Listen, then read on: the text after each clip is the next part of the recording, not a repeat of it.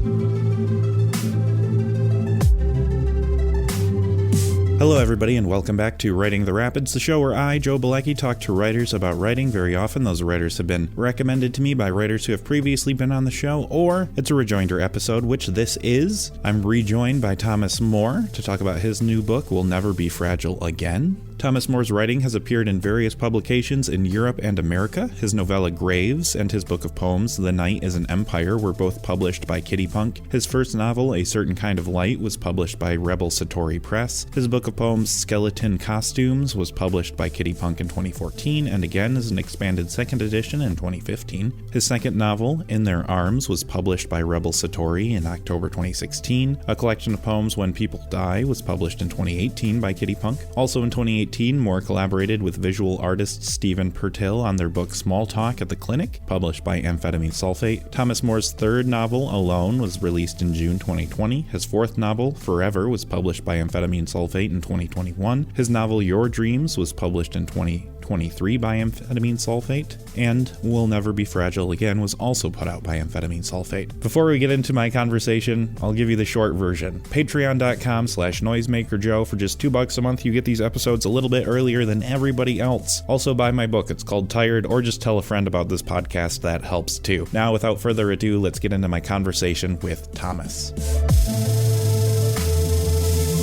I noticed on Goodreads, but I noticed it's also on the Amphetamine Sulfate store.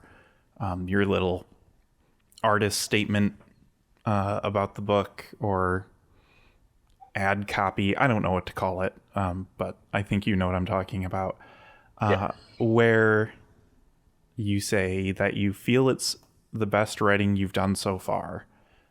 And based on my experience with your work, which is to say, I think I've read 4 novels now, including this one. So, I don't know, most of it, I guess, most of your novels. I'm inclined to agree.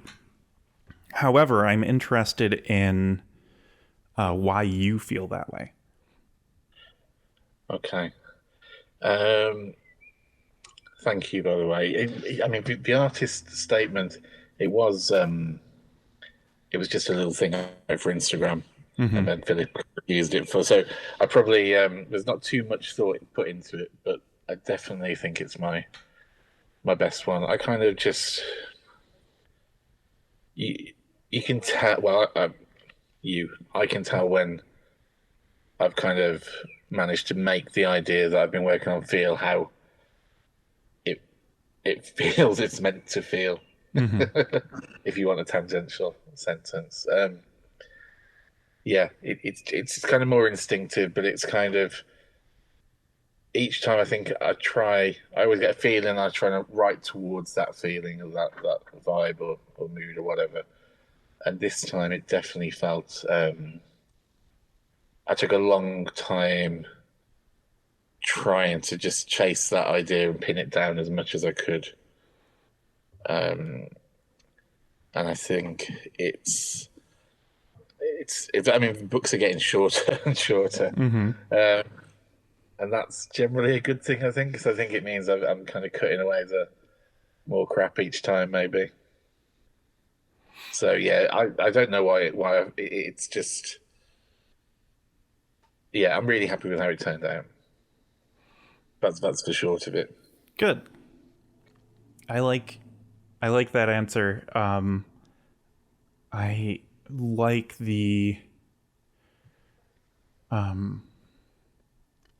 like the idea of writing toward a feeling, because, you know, so many novels are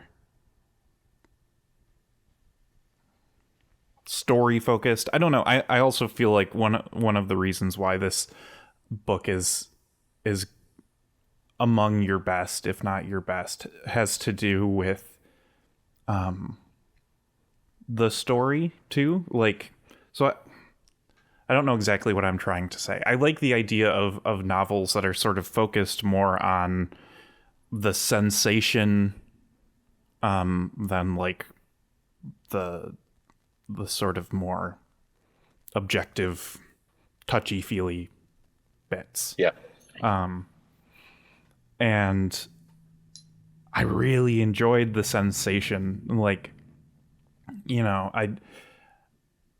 all your work is sad in one way or another, or otherwise heartbreaking. Maybe heartbreaking is better than sad because it's a more complex verb.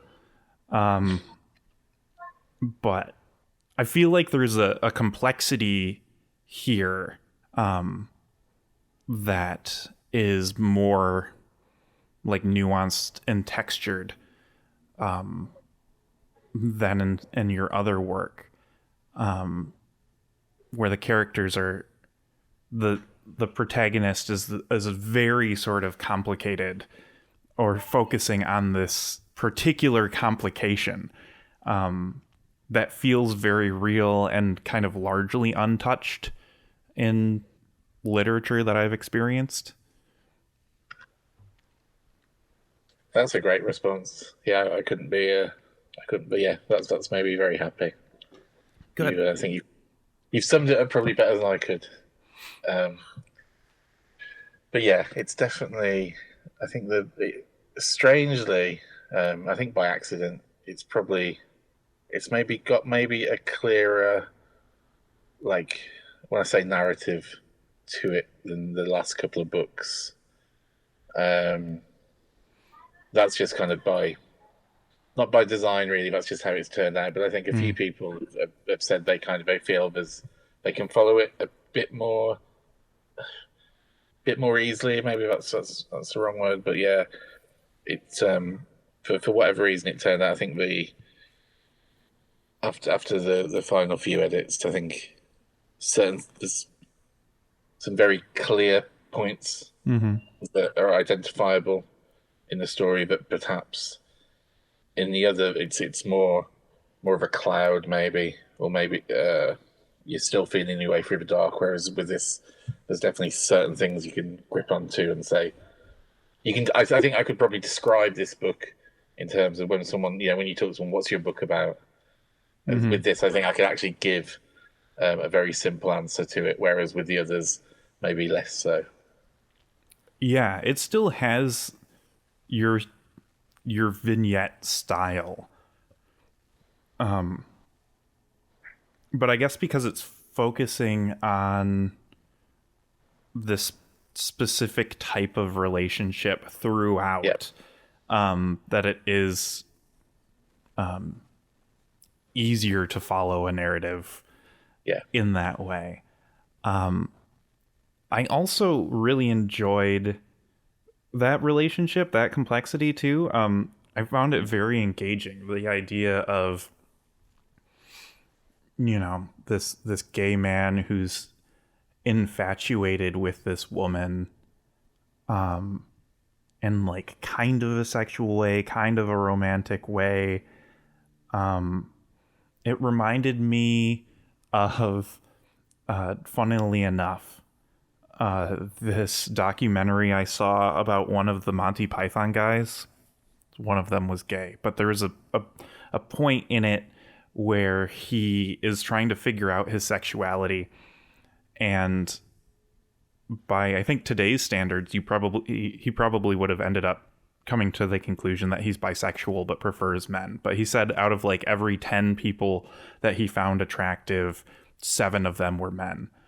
And by today's standards, by today's like Reddit, million different flavors of bipan, you would probably have people saying, no, you're bisexual, you're pansexual, you just prefer men. And that's fine and valid or whatever. And I don't think anybody would yell at him for saying that he's gay and not bi. But this, that idea, I feel, is kind of inverted from how like straight men work, or mirrors how straight men work, where like, I've run into a bunch of straight guys who are like, yeah, I'm straight, but I don't know, Ryan Gosling's pretty hot or whatever. Right. Or like, you know, I'm sure there's lots of straight guys who grew up with like a very intense male best friend who, you know, maybe if they had been raised a little bit different or had a different kind of socio-cultural landscape would have thought deeper about what their friendship was or meant. And then so seeing this from the perspective of a gay man onto a woman was just a new take on this kind of intense friendship, infatuation type of relationship. Yeah. I mean, trust me, I've met plenty of straight men who labels himself as straight, who trust me. Mm-hmm. But yeah, if they've not got a photo on Grindr, that's usually a clue. But yeah, yeah, it's kind of interesting. I'm really interested in the idea of friendship and attraction, and whether it's platonic or like romantic, and what the difference is. And you know, I think romantic friendship has always, romantic inclinations have always been seen as like the highest form. I think as I've grown older, I've realised that kind of really close platonic friendships are kind of some of the most beautiful relationships people can have. I know from my point of view. And within that, there's all sorts of interesting things. There's, you know, you can be, without being in love with someone in that traditional way, or lusting after someone in that way, you can still be kind of like attracted to their like eroticism. So they're like, you know, like an erotic quality about someone that maybe isn't necessarily, you know, the thing that you sexually desire, but it is still very attractive and very enthralling. And it's kind of working out how those things work was really interesting to me. And also, I think like the idea of identity these days, not to sound like an old man, but like it's changed a lot from when I was younger, and I'm interested in that. And it's not saying one is better or one is, you know, I think my general thing in life is just do what you want. I don't care. You know, do what you want that makes you happy, and I'm happy with that. But for me, growing up, like gayness or queerness or whatever was like a vague thing and quite an interesting blurring of things. Whereas now, identity, a lot of young people, it seems very important for whatever reason, and you know, that's valid if it's important to someone. The idea of labeling something is very important. And so you've got all these different strands and, you know, 100 different descriptions of things, which is great if someone feels like, you know, it makes them feel seen or represented or whatever. But to me, kind of, I like it when things are confused and you can't pin things down. And I think the, you know, grey areas, I've said it before, grey areas are where for me, the most interesting things always are, whether it's like in art or in life or just in thoughts. I think confusion is one of the most beautiful and fascinating and endlessly like inspiring things. And things don't need to make sense. Things don't need to make sense. So I'm kind of at odds with the current probably ideas about identity that a lot of young queer people have. It's very different to how I relate to ideas around that, but each to their own. You know. Yeah, I joke that my sexual orientation is my wife, right? Like, yeah, we're monogamous, and I don't see us ending anytime soon. So like, that's about it functionally, you know, in terms of like in terms of like pure utility. But I find myself really fascinated with a sort of God, it was called like Mogai or something. Marginalized or obscure gender identities and affiliations or something. I got the acronym wrong, I'm sure, but it was like very Tumblr, very 2010s, and it was like a million different gender and sexual identities that were like different by millimeters. It's like what's the difference between like a demi and AFAB NB and an allo queer, and it's just like, I don't know, dude, like if it's Tuesday or not. But I found that really fascinating. Yeah. And I almost find that like the confusion that you like, kind of in, this grayness of like, what does queerness mean or whatever, like the hyper labeling that happened a decade ago, invites just that much confusion, and then Yeah. satisfies the same part of my brain that like medieval Catholicism does, where it's Okay. like really, or like being interested in like Warhammer 40,000, where it's like, what is the difference between this and this? And it's like, well, the trim on their armor is blue and the trim on their armor is yellow. So that means they're part of like different whatever. I love that. Like, I love it from the outside, obviously. Yeah, I think it's yeah, the labels and things. It's kind of it's funny actually in the book. I don't think you can really do spoilers for my books.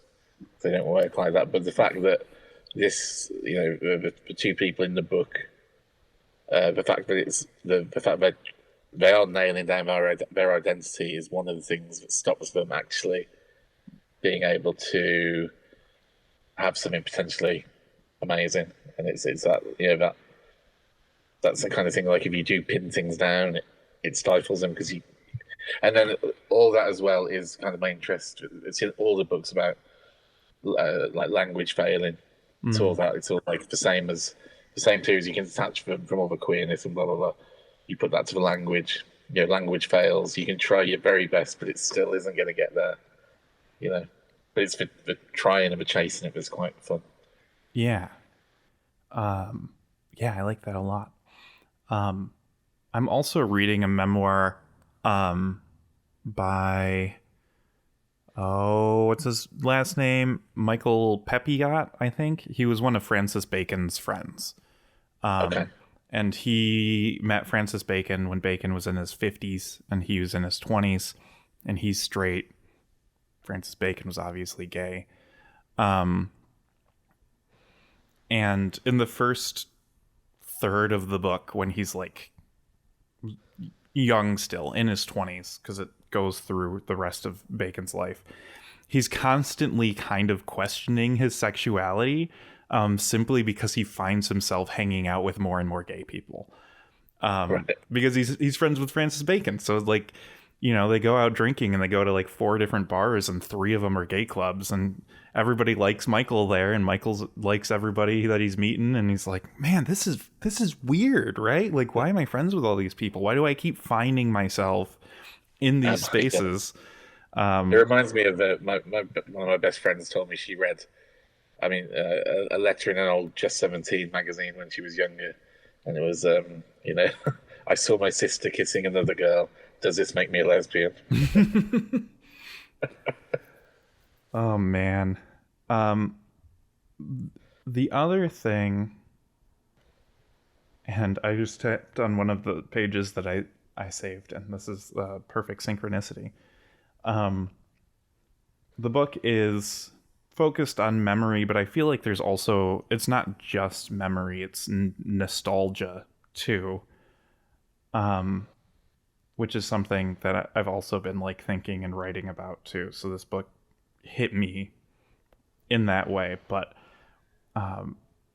of the reviews and interviews that I've skimmed in preparation for this, I haven't seen this particular line brought up, but it's nostalgia only works because I didn't get AIDS, which is one of the most like striking sentences in the book. I was like having a really good time with the book, and then whack. Yeah.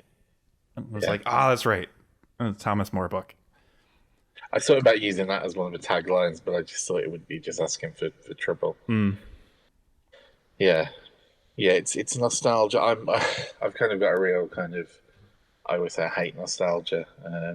I'm interested in memory and how you reconstruct things and what a memory is. It's not real. It's however you put something back together in your mind. It's not the actual event. And also with nostalgia as well. I think in my idea of nostalgia is that it's a very limiting thing, but it's also a very powerful thing. And I do see people get trapped with that, looking back, and they romanticize things. And like I say, they only romanticize things based on now, based on where they are now. If they're not very happy now, I always think the best is yet to come. I'm always looking for new music or new books and that doesn't kind of denigrate older stuff. Like I still love stuff I loved before. Like I'll never stop listening to like the '80s Sonic Youth albums, for example, or something like that. Or like I'll never grow out of Morrissey. But like, I think it's important not to be like it was better in my day. I'm still thinking amazing stuff coming all the time. That's really, really important, rather than becoming one of these people who's miserable now and because of regrets they've got this rose tinted. Sometimes I've got some friends who they'll say, "I remember this," "Oh, that was more exciting." I'm like, we were fucking miserable then. If you actually think back, it wasn't that good. It's just you've reconstructed it in a way that makes it seem better because for whatever reason, maybe something isn't working now in the way you'd like it to. So yeah, I'm interested in memory and nostalgia, but kind of very. I think you have to be very cautious with it as well. Yeah, it's a hell of a drug, that's for sure. Yeah. Yeah, that occurs to me. I've been seeing a lot on Instagram. I've kind of tailored my algorithm to largely be lots of nostalgia bait stuff, because it doesn't make me angry. So I interact as much as I can with nostalgia bait stuff, but I'm seeing now this rise in early 2000s, like, remember how in between like 2005 and 2010 we really thought things were going great and things were gonna get better and stuff, and this nostalgia for that time, because it was like obviously pre-smartphones, but still lots of modern comforts that we knew. And I showed something like that to one of my friends, and she was like, there was a financial crisis happening at that time. Like, I wasn't optimistic in between 2005 and 2010. And then, of course, the thing I think about is like, dude, like 9/11 had just happened. If you're American, like 2002, 2003 was rough. It was not fun. Yeah. So that's, I think the thing that separates memory from nostalgia is that nostalgia is a sort of myth making, which I guess the book kind of talks about too, because it bookends itself with none of this is real. Yeah, it's the memories are as important and as beautiful as you want them to be. People create that. It's memories. This you choose it whether people realize it or not. I think people don't realize so much. People get trapped, and people just think, this is. I think society is probably. I mean, I'm always so skeptical of these things. I think society is set up to make you think that, because then you settle that. It's better for states and things if you just settle down and stop being engaged and interested as you get older. Stop creating. Think about the good old days. Things were better then. Just sit there and carry on. Yeah. Yeah. Again, it's a hell of a drug. It's I've been playing around with it a lot. In my own like personal life, like. I don't know. I treat it like fishing, where I dig into my memory, and it's like 90s Halloween decorations. Yes, bring it back, bring it into the present. How I felt about the rest of the world and October 2001. Leave it back there. Throw it back. That sort of anger and fear, toss it out.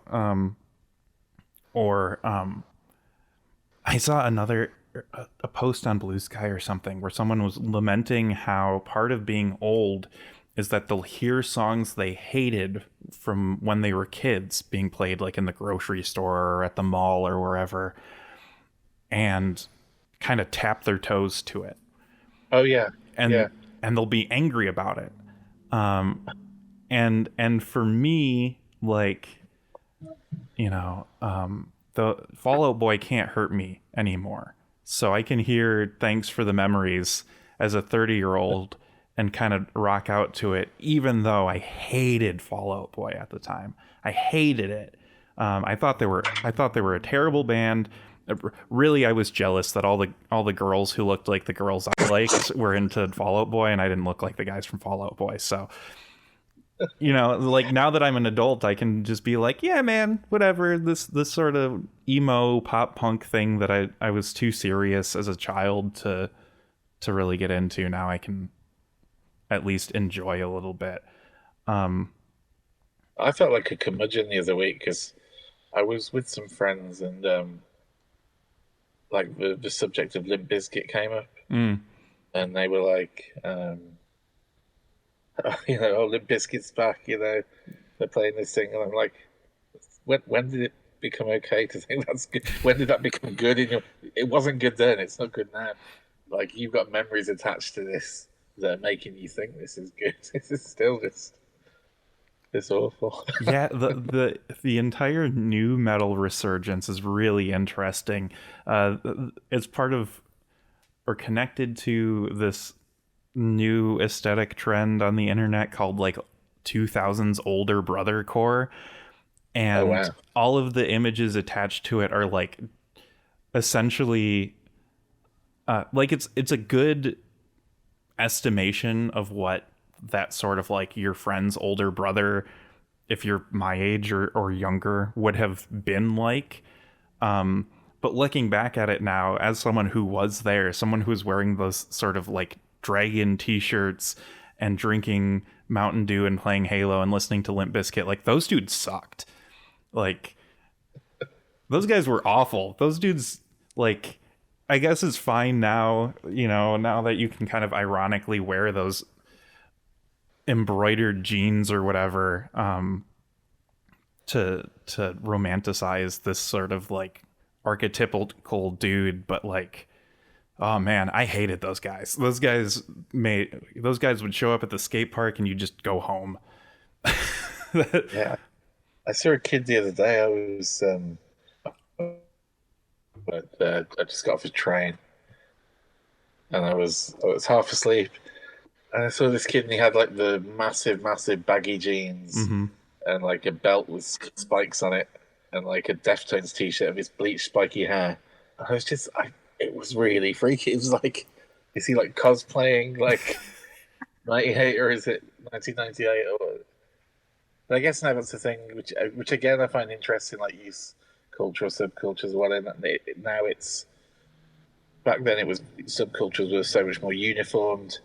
And now it's like a mixed culture because of the internet. You can just take a bit from this, a bit from that. You can, you know, your Spotify playlist will jump from, you know, one thing to something totally different. To, you know, whereas before it was very, I guess, tribal and very, you know, it was very easy to see what group people were in or whatever.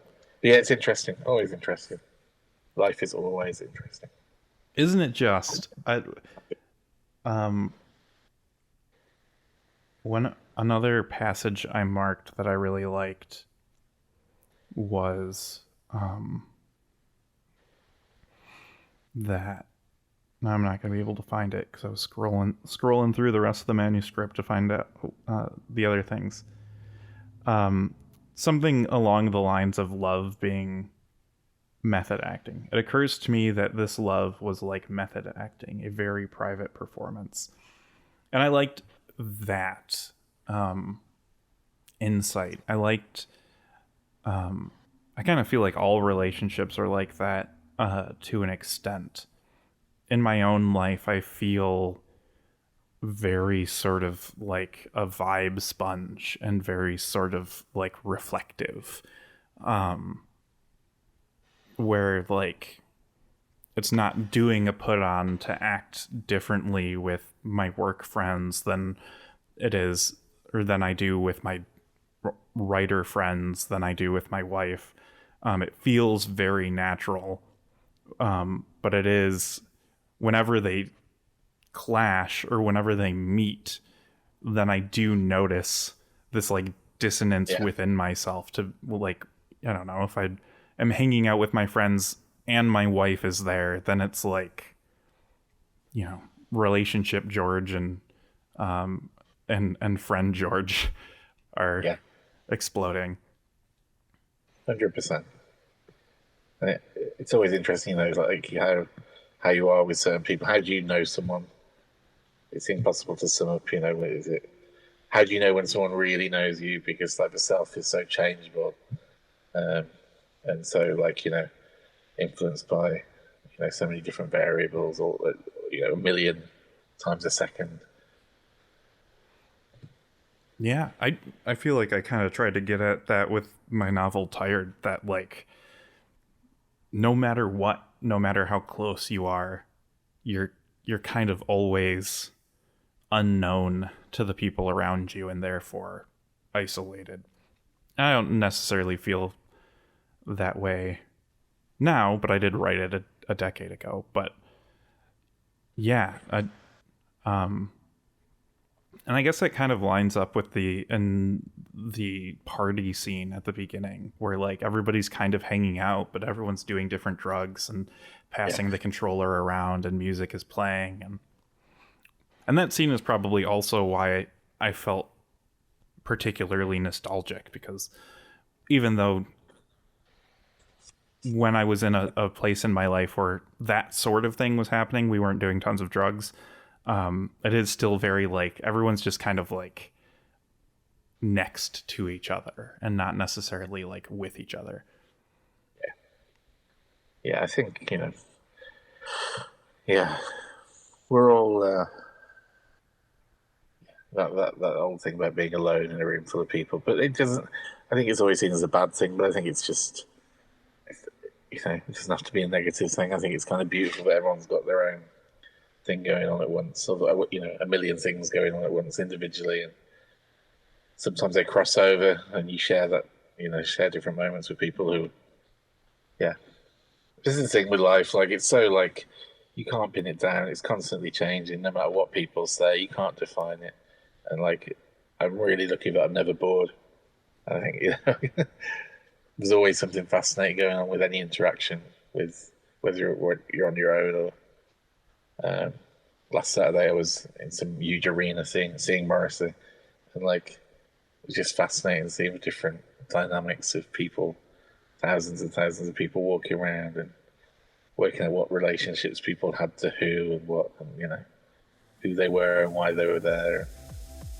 Yeah, life's never boring.